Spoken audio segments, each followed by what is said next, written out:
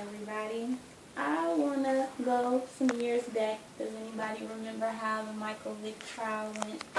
How he trained over 50 pit bulls and how he set up dog fights and so many pit bulls got killed and they were gambling thousands and thousands of dollars on those dog fights. And why do you think he chose pit bulls specifically?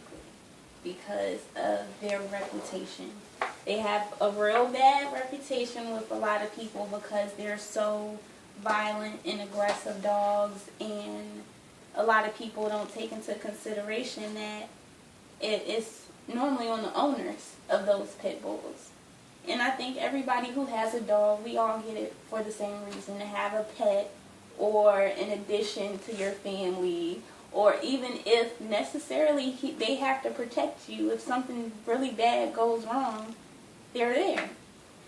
Well, a lot of people choose to do the wrong things with those dogs, and they're the reasons why the reputation is so bad for pit bull dogs.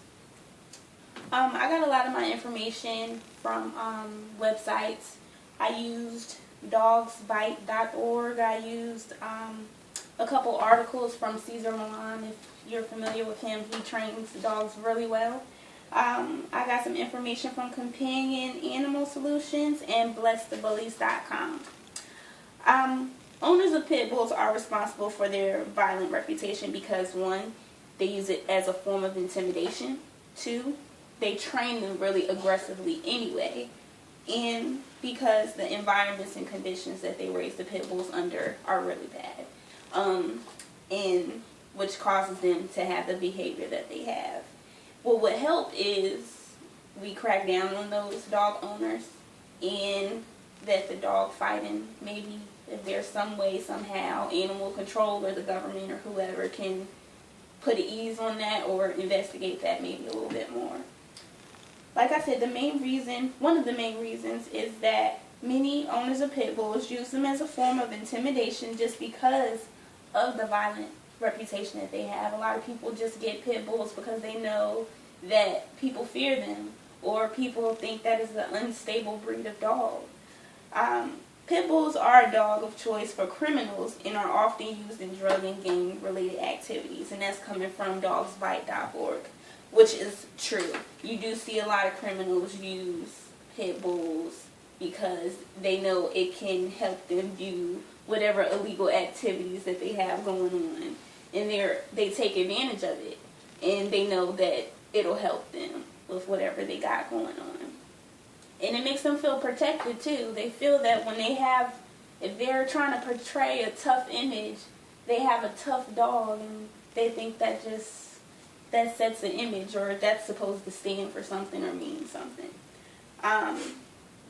In nearly all instances of serious and fatal pit bull attacks, pit bull owners and in some cases authorities blame the attack on the environment or the actions of the victim. There is a refusal on their part to admit that the pit bull will attack unprovoked, and that's coming from dogsbite.org. That means a lot of those people who have these pit bulls and, made them involved in activities that are illegal or criminal, they don't take responsibility, of course. They blame it on the victim, trying to say that they spooked them or they, triggered their anger or whatever. But they just don't want to take responsibility. Pit bull owners can't blame it on the environment. That would be normal to the average person. If a child is walking down the street with their mom or dad, and then somebody's walking a dog and it tries to lash out on the child, it's not the child's fault. It's the normal environment. You can't say it's because he's around people he doesn't know or anything like that. And, it's more so the environments that the pit bulls are raised in. A pit bull's environment and conditions they experience from being raised by their owners heavily contributes to their aggression. Like I said before, the support material that I had for the first point is the same one for the second point. that they involve these dogs in gang-related and drug-related activities. If dogs are in dangerous situations, they're way more likely to behave that way. And in some situations, they feel like they're forced to be violent and forced to be aggressive, like as if somebody had a dog fighting little setup and these dogs have no choice but to fight for their life with another pit bull. So they're forced to be that way, and after time they're going to be like that all the time instead of just when they have to fight a dog. You can only imagine how that can trigger that behavior. The behavior problems that we see pit bulls for the most is generalized anxiety, separation anxiety, fear, and normal dog aggression. Notice that out of those that I just said, neither one of them was human-directed aggression. And that's coming from Companion Animal Solutions. I mean, most dogs aren't willingly going to attack. Most dogs aren't willingly going to attack a human being for walking down the street or anything, or lash out on a human being for no reason unless they feel fear. Like everybody, I'm pretty sure anybody's probably heard the saying before, if you back a dog into a corner, it's going to bite. All pit bulls may not behave properly, but the only reason why the average pit bull should show aggression intentionally to a human may be fear. However, fear may provoke them, but training them aggressively is what teaches them. Humans are heavily contribute to the bad reputations of pit bulls by training them viciously. Training pit bulls to be guard dogs can just make them aggressive towards all people, including their own pack.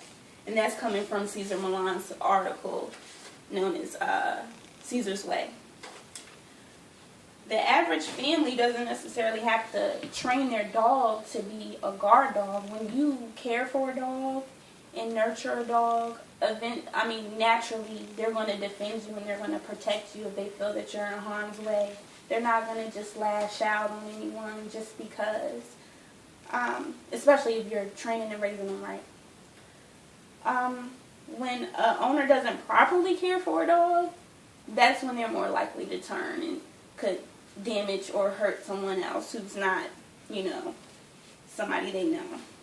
And they say 20 to 30% of a dog's behavior is based on genetics. And that's coming from Companion Animal Solutions too. A large part of responsibility for the bad reputations of pit bulls is training. Training them properly can help undo the assumption the general public has made. We can shine a positive light on pit bulls by having more positive dog owners.